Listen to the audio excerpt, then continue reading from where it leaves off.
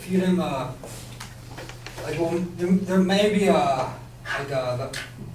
people, when they go into brothels, it might be, because there's way more regulations inside the brothels than for prostitutes that would be on the street. And most of the people that are being, most of the prostitutes that are being arrested are the ones on the street, and they make up 85 to 90% of the prostitutes. So, accordingly, there won't be as many arrests for brothels, because you can't get arrested for being a prostitute if you're legalized. The brothels, if once it gets more, once it's legalized and it gets more familiar with people, we'll be able to have better regulations, and there might be even like a union for prostitutes, so they can get paid more accordingly and have more rights in the brothels. And even though the prostitute and the brothel might not have they're saying it's their own freedom to choose the customers, do you think prostitutes on the street have the freedom to choose who they want to be with? If they don't, they'll probably get beaten up, which is way worse than anything that would probably happen to them in a brothel if it was regulated.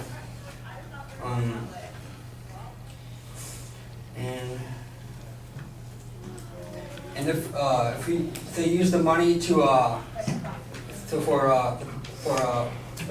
brothels, and they could be using it, or instead of arresting the prostitutes and using having the government spend all the money, they could be using it for prevention against for abuse and violence and rape against women, and that and they could use that. They should be punishing. The government should be punishing those who are abusing the prostitutes, not the ones who are committing the act. 90% of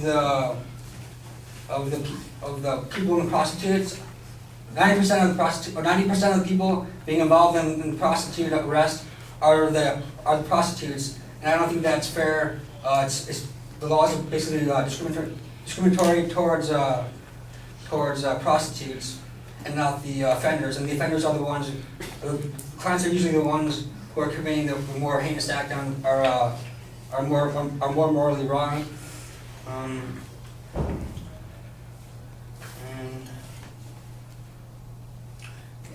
Just overall, if California legalizes prostitution, there will be the prostitutes will be less victimized, and it will just be a safer environment for the prostitutes, and they'll be able to put the money that they spend, enforcing these laws to better use for preventing prostitutes from being victimized and harmed or abused.